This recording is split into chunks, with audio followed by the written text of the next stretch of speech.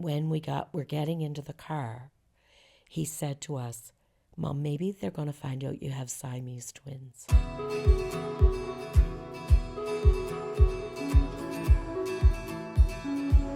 Welcome to You Belong, the podcast where stories come to life, hosted by Pastor Nate. In each episode, we'll learn that every name has a story, and every story matters to God. So let's journey together and discover the stories that unite us all. This is You Belong.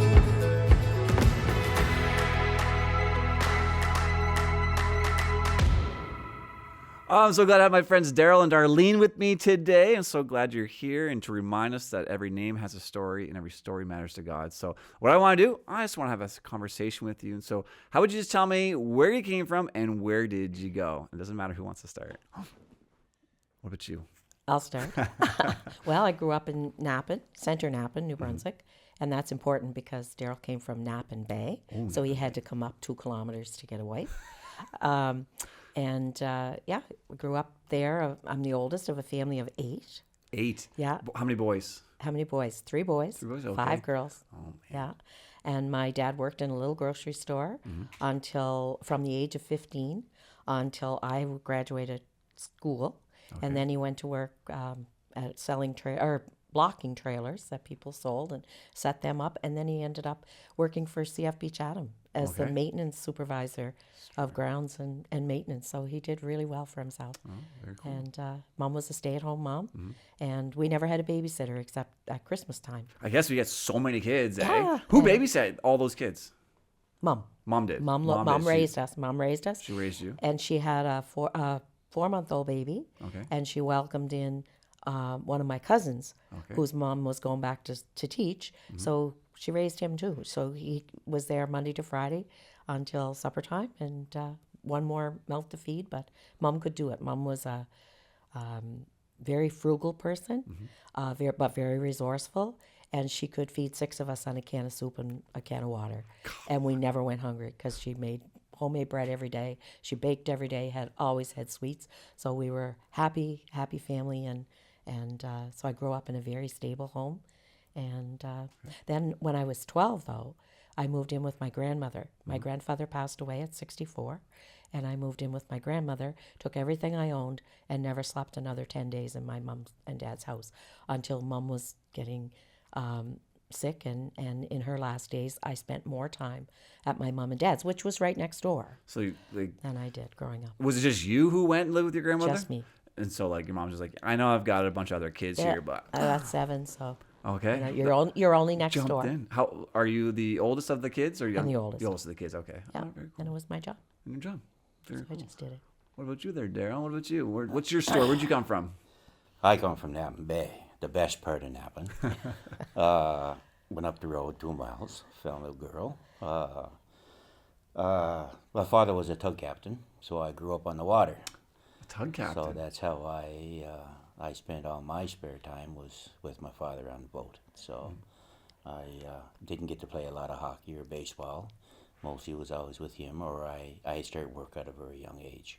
I come from a family of 5, 3 kids. I have 2 sisters. I'm the oldest. Okay. So I was the babysitter at the beginning. So anyway, we grew up on a farm. I had our own animals, fished. I still am a commercial fisherman. You still are a commercial fisherman? Yes, I have, and I work construction. So I have different trades. You're everywhere. I'm everywhere. Yeah. So the last few years, I drove tractor trailers, so I could be home with the family. So I stayed in New Brunswick. I never ventured out. So Okay. Anyway, so I had to stay home to look after her. There you go. What was your favorite thing as a child growing up? What was something I know you did with your tugboat with your dad, stuff like that. What was your favorite thing to do when you weren't on the boat? Was there something that you were able to do fun? Be on the water. Just on the water. You just love being on the water. Yeah, okay. So you never felt you were forced to go on the water, somewhere you wanted to be. And I still go. I still Okay. have my own boat, and I have a couple of little boats, and I fish a lot now that I retired, semi-retired. Okay. What was your biggest fish? It would be a salmon. It was How big do you think? Oh, I don't know. Don't You even know how know. fish stories go away. That's true. It was like 80 pounds. It was 45 inches. Yeah, but I caught a lot of different fish. So Yeah. I mostly like to eat what I catch. Okay. So it's, Okay. So, like, have you ever caught eel and eaten the eels? I've caught eels, but I don't eat an eel. They remind me of a snake. So They do. They're like the water snakes and stuff like that. What about you? What was your favorite thing growing up? Oh my Did God. you? The one really core memory as a young girl in, did you say Central Nappen or South Nappen? Yeah, center. Center. Nappen. How big, Center Nappen, Nappen. how big is Nappen that it has all these Oh, it different... has North Nappen, South Nappen, Center Nappen, Nappen Bay, Upper Nappen. Goodness. Oh, Okay. it's just a little village, but every little part of it, Okay. there's all kinds of little side roads, and every part had its own name. So yeah, and Daryl gets very annoyed when people say we live in Pointe-à-Car because we live off the Pointe-à-Car road, but it was always called Nappen Bay until 911 came in. Okay. Yeah. Okay. And then growing up, I'm not sure. I love to be with people. We had lots of fun. We had enough in our own family and with our neighbors to make a baseball team and guess so. go sledding in the winter and we just had so much fun just being kids. We used to as young teenage kids, we would have weddings every summer. Okay. We were always fascinated with weddings. So we would pick wildflowers and then we would go and find old clothes somewhere and get all dressed up and we'd have a bride and all these bridesmaids and flower girls. And we'd make my younger brother dress up as the ring bearer. But yeah, that's a memory, I guess, that's that cool. you just stirred in me. There we go. That's cool. Good to know. Yeah, every kid seems to like doing that. That's fun, though. Yeah. You get so many kids in the family. You would have a bunch of weddings, I guess, happening. So where did you guys meet? I know you're 2 kilometers up the road, but 2 kilometers still big up when you're going. So how'd that go down? How did you guys meet each other? same school, Same school. Okay. Yeah. same church, Same church. same functions. Same functions. Never got along. So what does that mean? When you never got along, what does that mean? Well, we Like you're just pulling on her didn't. We pigtails? just didn't think we were compatible with each other. I don't know. It was never anything romantic. We were just friends, and we weren't good friends. I had my friends. Darrell had his friends. But the story is that Darrell was looking for someone to go to a dance with one night, Okay. and his father suggested that why didn't he come and ask me out? Oh my goodness. And so the rest is history. We went out that night. What would have happened if your dad didn't suggest that? Well, there. So I always tease Darrell and say his dad picked me to be Arranged his marriage. bride. And I had some boyfriends that Mom wasn't really fond of, and she always liked Darrell. So when Darrell and I started dating, I said to my mother, okay, no criticism. I know you've always liked him, so now I'm not going to hear. I'm not going to. I was just joking. I can't stand him. criticism. But my mother and my grandmother both, they loved Darrell, and he played a big part in their lives as well. So he's been part of the Gillis family for a long, long time. Yeah. What was your first date? What did you guys end up doing? We went to a dance. Oh, that's right, to the dance. That's right, went to the we dance. loved to dance. the What two kind of of us. dance would it have been? Like what kind of music? It was just would you rock be and playing? roll back then. Rock and roll. Right? 60s. 60s. So who would have been like a 60s? Because I'm really not 60s a little bit. I'm into like more 70s, 80s. What would have been in a 60s band that you would have really liked listening to Oh, or dancing to? Bachman Turner Overdrive. Yes. Are they considered 60s? Well, BTO? or 60s, 70s. 60s, 70s. I But love back in the BTO. 60s, we loved all the, the 50s classics, right? Yeah, your Buddy Beatles Holly and the Beatles. Oh, Beatles man, and so all good. those guys. They don't make music like they used to, do they, guys? No, That's cool. Yeah, and we took ballroom dancing for 5 years, so it's something that continued throughout our marriage, throughout our life. Yeah, And there's nothing that we like better than Ballroom to dancing. dance. So we've done a lot of cruising, and And you love getting dressed we up for that. always love to get dressed up, find a dance floor, and we don't care Yeah. if there's anyone else there or not. Yeah. And one night on a Norwegian cruise ship, we were way up at the top, and we found imitation Beatles that no one knew about. There might have been 20 people up there on the balcony, and we had the best time. Oh, it'd be fun. The best time of our lives. I did. Carrie and I learned how to do ballroom dance. We took, I think it was like 8 lessons and stuff like that. So it's pretty fancy. Yeah. Oh, that's well, cool. no, it's just so much fun. And if your marriage can survive Mm-hmm. dance lessons, it's on good foundation. That's true. All right, that's good. That's a good little nugget there. yeah. Well, that's fun. So where how many cruises did you say you went on? Oh, my goodness. I think we've been on 12 or 13. Come on, that many cruises. Yeah. I went on one before, we went a number of years ago. I gained 15 pounds in a week. Oh, dear. Like, no joke. Like, I eat so much food. Like, I love cruises. So where was your like, you've been on so many, but what was the best cruise that if you could think of, if there is a best one? Yeah, the best. Well, for me, it'd be the transatlantic. Yeah. Okay. Yeah. Yeah, Why's that? 12 days on the water. Oh, just there you go, on the water. Yeah. Yeah. Yeah, we were 7 days before we saw land again. We left New York and went to France. Okay. Yeah, and we were supposed to stop in the Azores, but they had to change the itinerary, so we ended up 7 days from New York to France, right? Yeah, but they were the all coast good. of France, but it was They were all amazing. good, Yeah, it was amazing. Cruise is a good way to travel and stuff like that. That's Our first cruise was to Alaska because Darrell's a cold weather person. He loves the cold. He's waiting for snow. He's been waiting for this snowstorm for a wrong with long you? time. I ask that sometimes too. But so we went to Alaska and then we got hooked. And that was in 2008. So we've done all those cruises since then. Oh my goodness. Yeah, we Okay. go Do you have one planned right now? You going on another one? No, not right now. Not right now. No. Chilling Well, out. COVID kind of put the end to that. Our last cruise was just before COVID. For that. So, Okay. yeah. Okay. Anyhow. How long have you been married for? 80 years.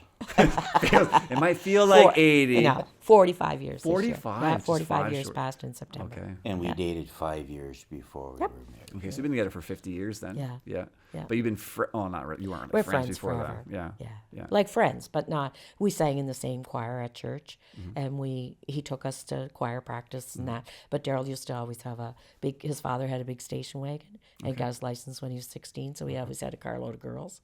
Yeah, that was his motto. Attaboy. Attaboy. That was I learned all- so that was much. his I love motto. it. Yeah.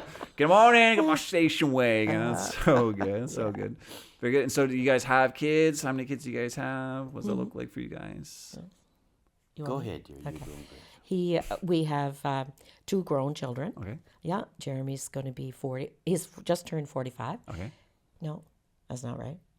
If he's listening, I'm so sorry. Yes, I'm Just know how sorry. old you 'Cause are. Anyway, he was born 2 years after we got married. I just don't want anybody to think I don't know those numbers. Anyway, and Jenny just turned 40. Okay. And then in 1988, we had twins Okay. that were born and only lived for an hour. They had congenital anomalies. They were joined. And if someone had told me that we were going to have conjoined twins and we were going to come out the other side sane people, I wouldn't have believed it. But God was in that all the way along. And At what point did you know that was they happening? missed it twice on ultrasound. They thought missed. They missed that I was even having twins. How do you miss that? Well, that's what the doctors in Halifax said. How do you miss that? Like that's a pretty specific ultrasound? Okay. So they, anyway, it wasn't to be. We didn't believe in abortion or anything. So if if we had found out earlier, what would it have meant? So anyhow, as it went, I was 6.5 months pregnant when I had an ultrasound, and it showed that there was something wrong with the baby. It didn't show that's the second ultrasound that they missed it on. But interestingly enough, we were leaving to go to Moncton to find out what was really wrong.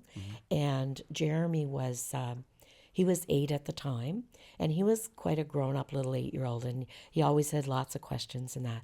And he says, I said to him, he said, Mom, you have to come home tonight because I'm going to do my concert at VBS. And I said, okay, but you have to understand that if there's something really wrong and Mom and Dad need to stay in Moncton, we need to stay in Moncton. So I said, you have to be a good boy. But I said, pray. Pray to God that God will let us come home tonight and we'll, everything will be okay. So that was fine. When we're getting into the car, he said to us, Mom, maybe they're going to find out you have Siamese twins. He said that? Jeremy, our 8-year-old, said that. That's so specific. Which was really, when you talk about God incidents or faith incidents, I looked at Darrell at that time and I said, Darrell, we're healthy, fairly good living people. I didn't even drink Diet Pepsi. Why would Jeremy think that I might have conjoined twins? Like not even just Siamese twins. Not even But he twins. was very specific, Siamese twins. So we went on our way to Moncton. I said, Jeremy, that's something you read about in the Inquirer. I did. I said that to my 8-year-old. I said, that doesn't happen in real life. So I said, you be a good boy, and Mom and Dad will come back when they can. So we went off to Moncton, and the nurse, lo and behold, figured out that we were having twins. She put the ultrasound on and figured it out quite quickly. And then she said, have you ever seen your baby's spines? And I was a nurse.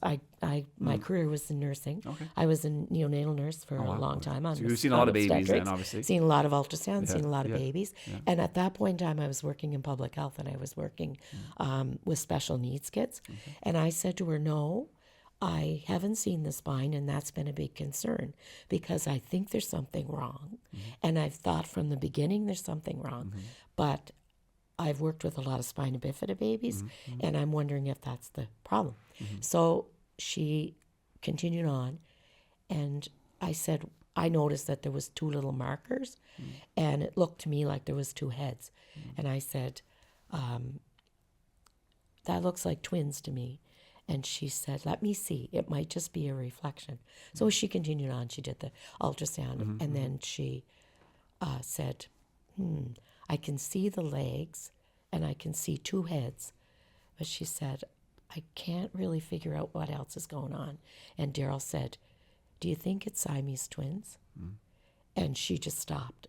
And she said, I'm just a nurse, and I've already told you guys too much. Yeah. I need to call the doctor. Yeah. Okay. So when the doctor came, he said, I don't know what's happening with you people, but he said, I can't pretend that I diagnosed this. And Georgie told me, the nurse, that you already know what the problem is. But it was because Jeremy, through God, I think, planted that seed in the morning that he was able to think, maybe there's not everything going right here. Okay. And it ended up that we went to Halifax and the babies were born. And do you want to talk a little bit about that experience? No, you're doing great. You sure? Yeah. Darrell finds it hard, and I do too, but I'm more open with that stuff. But Darrell actually got to hold our babies for an hour while they died, and that was pretty painful. But we knew all along that God was with us. There was never a doubt. There was never a doubt. We had that peace that passes all understanding, and God prepared us little by little, and God even put the guy that sang at our wedding was now a United Church minister and was just recently transferred to Halifax. So he came, he took Darrell home with him. He baptized our babies. He was there when they were born. He was there to support Darrell and I. And it was just a great, we were able, I guess, we didn't realize it, but we were able to be a witness for the people because when the doctor came in after and everything was over, he said, if there were ever 2 people that knew there was a God, it's the 2 of you. And whatever happens in the future, I know that that's where you're going to find your strength. So it's pretty. But Darrell really wants people to know that our babies didn't die alone. And he saw them, he held them. And as their dad, it was really, really hard. They're 2 little girls with names, Sarah and Samantha. And we would have loved to see them separated and grow up and be healthy, but it wasn't God's plan. And we can sit here, 30-some years later and tell you about that. Yeah. But it was tough. That would be hard. It was tough. Obviously, yeah. Yeah. I always wonder, I've talked about this before, like when people go through moments like that, how do you get through moments like that without having faith, without having hope? I always, it confuses me. It more confuses me, right? Because I'm like, I just don't know how. I honestly don't know how you can get through moments without knowing that there is this hope, there's this peace that can pass, because that's not a normal situation where the person who doesn't have faith can get through easily, right? There's some drastic things that can happen because of that. So it's, And the good outcomes that have happened because of that. We started a support group for parents that had lost children, and Greg and Chris Archibald, who came to this church. We weren't coming to this church at that time. And they became very good friends of ours. Jackie Jardine, who's since passed, she became a really good friend of ours during that time. And Diane Taylor and Garth, like people came alongside us because I worked with them or we just knew them or whatever. And they strengthened our faith too. And 2 years later, we decided we would take our 2 young children and go across Canada. And Diane Taylor gave us a Christian CD, and we played it in our motorhome all the way across Canada and back. And there was just the four of us against the world. And we'd been through such trauma. We rented the motorhome. We don't own it. Oh, yeah, Just rented it. Just rented it. Yeah. Daryl won't want to think Back that when gas was we have a cheaper. lot of money. Gas was a lot cheaper back then. But we grew as a family, and we grew in our faith during that. Yeah, I think that's when we're able to see the bigger picture. You know what I mean? God's working. It's like, whew, you don't want to go through those moments, but when you're able to see the big picture, okay, I can start seeing these small steps that God and people have brought into your life to grow your faith and stuff like that. Was just, no one wants to go through that, but it's good to see coming out of that on the other side and stuff like that. And then when we started searching for a church, because we really felt that our church at the time wasn't meeting our needs, and we wanted our children to grow up and know that they had to accept God as their Savior, and that they had to depend on God and Jesus and faith. It's so important that's the only thing that's going to get you through in the tough times. So we were searching, and in fact, I came here Darrell had said, do whatever you want to do, because he wasn't a churchy person at all. He went to church when he wanted to go, but he didn't go. I wanted it for our kids. We both wanted it. So he gave me permission to go and search church. So I came on a Sunday night service. Okay. Yeah. And it really spoke to me because, and again, these God incidents. It was the Holy Spirit. I walked in and sat down, and the first song, hymn, chorus, whatever they sang, was Love Lifted Me. And that was a song, the only time that Darrell and I had ever sang together. Okay. As a duet in church, in our old church, was to that song, Love Lifted Me. We got to get you guys doing this on Sunday morning then. No, that's gone. As you can tell this morning, my voice is not very great. That's a definite That's a no. But at the same time, that was my confirmation that this is where we were supposed to be. Okay. So we started going here in 1991, and we've never looked back. And so Darrell cool. became the religious leader in our spiritual leader in that. a spiritual leader in our home. And so, do you want to walk us through? Was there someone who was like a spiritual influence on you when it comes to that kind of stuff? What'd that look like? Yeah, okay. I met quite a few men here in the church when I started coming, and I started to get involved in a little bit in a few things, and then I met Fred Hamilton. I love Fred. Here. Fred's a good man. So we got talking, and we made a connection, and then he was a mentor for me. So he kind of kept me on the straight, and then and then when I had some hard questions, he was able to answer them for me. Oh, that's cool. And he still is. We still talk a lot. We still use each other as soundboards, and it was a big bonus for me when I came here. So, and then I got to know the pastor here at that time. Who would have been the pastor there at that time? Terry Atkinson. Terry Atkinson. Okay, yeah. Yeah, No, I know the name. Yeah, so we became friends, and we are still friends, and we still visit each other, and that's cool. We kept all our connections except for the ones now that are passed away. But that was a pretty big thing for me, and I got involved in the Living Christmas Tree. Oh yes, yeah.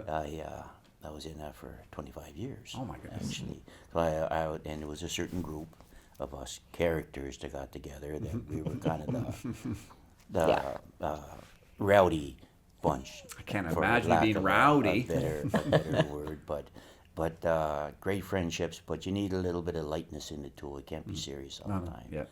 So It's important to have people like that in your life who can walk with you and be able to talk about different Bible things, or even just walk with you in general, generally speaking too. That's pretty cool to have. That's good. And Bonnie and Mark Jamer. Bonnie was the choir director. Okay. And we really didn't know them a lot, except that she was the choir director. And then we became really good friends because there was a Sunday night discipleship group for the kids, for the teenagers. So Jeremy and Jenny went to that, and Bonnie and Mark always hosted us at their house for tea. And Bonnie was an amazing cook. She's since passed on, but she was really influential. They were really influential in our walk too, and we got to know them and love them dearly. And Bonnie and Mark have had their trials. They lost a 16-year-old son, and that was 31 years ago last week. And then Bonnie developed some health issues and passed away with MS a few years back. So, but they were really, really influential, I would say, in our walk, in our spiritual walk, and Yeah. It's good belonging to a community. You know what It I is. mean? Like, Yeah. it's to walk with you during the hard times, but also the good times The good too. times. Like, Yeah. to be goofs with, they're not living Christmas tree and stuff like that. And well, So now we're trying to give back a little bit of what we got when we came here. So we try to greet people and create friendships and just behind the scenes. Yes. Nobody sees us, and just creating some connections that we receive when we get into the church for the first it's time. very important. Like, I think sometimes people might think you got to do all the upfront things to make an impact, but man, it's all behind the scenes stuff. Those are what make things work and move, and like to have those connections with people, make them feel welcomed and stuff is so important.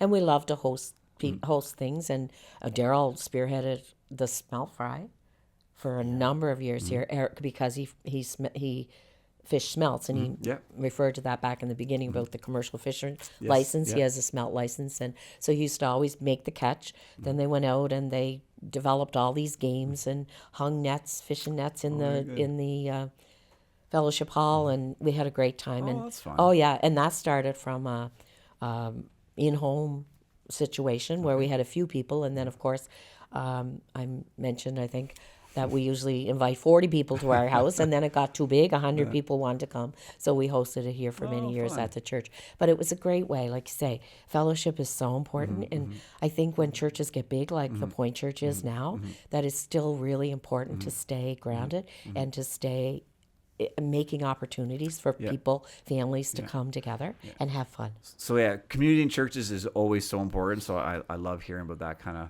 of stuff. But we found community was a big thing where a lot that came from was through COVID, right? Like that was no one likes to talk about the big C word there, but like, did you find like it was a hard transition coming out of COVID? Did you have struggles with that, finding community, or was there things that you need to have? Well, and during COVID, we were able to head up the caring ministry here. Okay. So we picked out people, and we just, would love on them, would take meals to them, and with the help of a big committee here. But we were able to do it during COVID as well. But coming out of COVID was difficult. Just the latter part of COVID, we had a lot of tragedy in our lives, and I lost my 62-year-old sister. Died in her sleep suddenly with no advance notice whatsoever that she was even ill. So, and she was my best friend.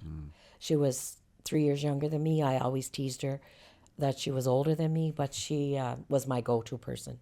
So I lost her, and 7 days later, at the exact same time, I got a call from one of my other sisters that my younger brother, 2 years younger than that, had committed suicide. He had taken his own life.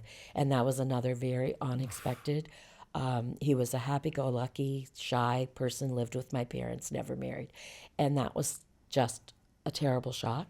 But without the people in the church and in our community, and like here at the Point Church, people reached out and brought us meals and prayed for us. And prayer, I can't stress enough the importance of prayer. And when you feel that people are praying for you, you know it because it's the only thing that gets you through. Like we talked about the Holy Spirit, but the Holy Spirit is enacted through the power of prayer. And it just got us through that. And then that all happened in October of 2021, just at the end of COVID. We were in lockdown. And then Darrell's mom got sick one day, went to the hospital the same day, and passed away 3 days later we were there at the very end, but she had already had a massive heart attack and really wasn't all that coherent. So again, we needed our church family and our community to rally around us, and they have been so amazing. And then just a year after that, well, Darrell's mom died in February 2nd, 2022. We'll never forget that day. And then my mom got sick in August and died the next January. So coming out of COVID, it was a lot. Yeah. It was a lot. So we took it, we used people's prayers in that it got us through it. And without our faith, and you talked about that before, faith is so important. And I honestly, and Darrell can back it up, we would not know what people would do without hope and without faith. Yeah. And my mom and dad and Darrell's mom and dad took us to church, and they taught us Bible stories, and they, taught us the choruses and gave us a good foundation. And we've reconfirmed, and we're baptized as adults, and we live for the Lord. But as Darrell said, we try to do it behind the scenes sometimes, but we try to give back. Yeah. For what blessings we've received. And even in all of our tragedies, there's been so many blessings. Yeah. That's such a good outlook on it too. Like, Well, taking it all with strides, but knowing where your faith lies and gets you through all those things, and giving back to community, giving back to the church community. But do you give other ways too? Like, how do you help out? Is there outside the church walls, or what does that look like? well, we've kind of in the last 2 years adopted 2 Syrian families. Okay. They're refugee families from Syria who spent many years in Jordan. One family, it's a small family of 5. They're the younger family. They have a Canadian baby now. Oh, fun. So he's the joy of my life. Adam is his name. But he brings such love, and they all do. So we work with them. The mom was in the refugee camp for a while. But she was married very young, and Hamoud, the dad, he actually got married and came as a refugee. But the first family that came are a big family of 11. 9 children and 2 adults. And Darrell's their handyman. We're their drivers. Our initial role, I guess my initial role, was to coordinate their immunizations and make sure they got doctors and got doctors to doctor's Spiraled out appointments. of like, Yeah. we're adopting you. But they're our children and our grandchildren that's now. fun. They're fantastic, and we get far more out of that than they do, I'm sure. But it's just a real symbiotic relationship. Like, we just love each other, and That's it's cool. so nice. And they're going to decorate Christmas trees, even though they're Muslim. They're going to decorate Christmas trees, and I was so thankful for Pastor Jeff's message about the Christmas tree on Sunday, and we can put it up in their homes, and we can talk about it and how the hope of Christmas comes through that. But it's not all, it's about Jesus and faith and love, and that's what it's all about. Do you want to say anything about the Syrians? Our new families? They're fun to have. They give us a reason and a purpose, Yeah, that's good. and an opportunity to share. Yeah. To share our beliefs, but it's an opportunity for them to share their beliefs with us, and it's amazing. Like, there's a lot that's the same in a way. So It's cool to have that kind of relationship, because a lot of people don't. A lot of people especially a lot of us, I think we get a little bit nervous about sharing our faith, but being involved with a specific family that, man, that's cool. That's just, for me, it's encouraging to hear people that you're doing that and being involved in their lives. And you never know what kind of seeds you're planting, you never know how you're watering those seeds, but who knows when that could ever come out of that. But that's really amazing. But we're there, and they say, like, you do too much for us. And we said, no, that's what God wants us to do. And that's what Jesus came for us to be able to love other people. So we try to be a witness, but at the same time, like Darrell said, we try to understand where they're coming from too, and just love them. It's And, important. and People tend to care more about what you know when they know that you care. You know what I mean about them. I mean, you're willing to listen and hear and be involved in their life. So that's so cool to hear. And so, listen, guys, thank you so much for just sitting down, having a conversation, and reminding us that the hope that we can find in Jesus through all these situations that you've gone through, and reminding us that every name has a story and every story matters to God.